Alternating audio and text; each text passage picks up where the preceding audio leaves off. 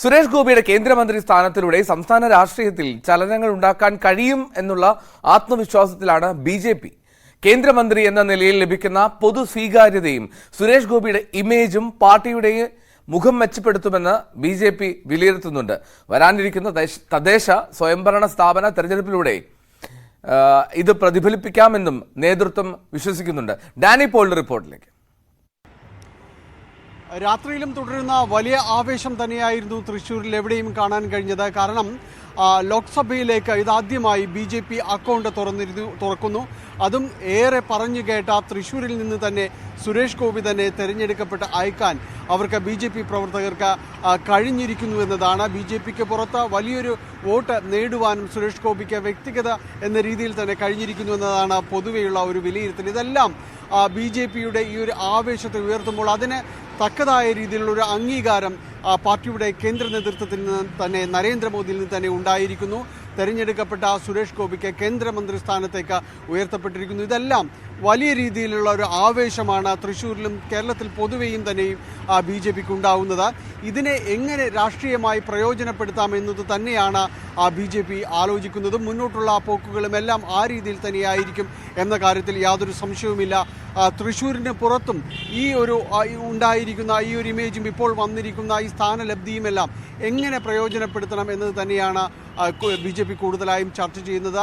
വരാനിരിക്കുന്നത് തദ്ദേശ സ്വയംഭരണ തെരഞ്ഞെടുപ്പാണ്.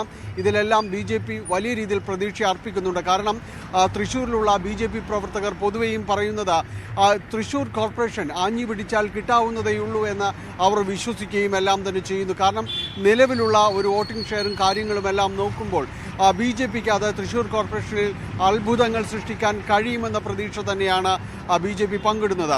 അതുകൊണ്ട് തന്നെ ഇപ്പോൾ വന്നിരിക്കുന്ന ഈ ഒരു കാര്യം അത് അവർക്ക് കൂടുതൽ ഊർജം പകരും. അത്തരം ചിന്തകളിലേക്ക് കൂടുതൽ മുന്നോട്ട് പോകാൻ കഴിയുന്നതിന് ബി.ജെ.പിക്ക് കഴിയുകയും ചെയ്യും.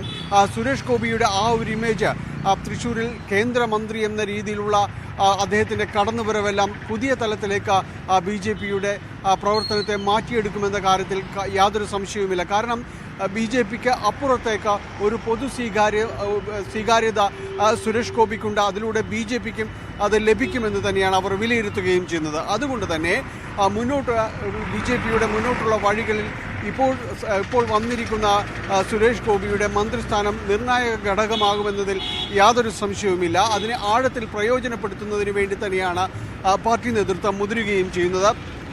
പ്രത്യേകിച്ച് ബി.ജെ.പിക്ക് ക്രിസ്ത്യൻ വോട്ടുകളിലടക്കമുണ്ടായിരിക്കുന്ന ഒരു മേൽക്കൈയുണ്ട്.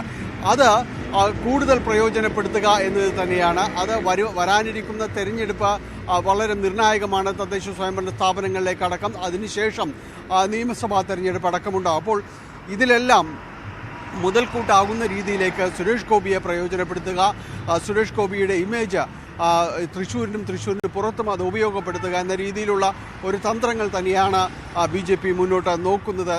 അതുകൊണ്ട് തന്നെയും ഇനിയുള്ള നാളുകൾ ബി.ജെ.പിക്ക് വളരെ നിർണായകം തന്നെയാണ്. തെരഞ്ഞെടുപ്പ് കാലത്ത് എന്ന പോലെ തന്നെ അടുക്കും ചിട്ടയുമോടുകൂടി പ്രവർത്തിച്ചുകൊണ്ട് മുന്നോട്ട് പോകാൻ തന്നെയാണ് ബി.ജെ.പി. ലക്ഷ്യമിടുന്നത്.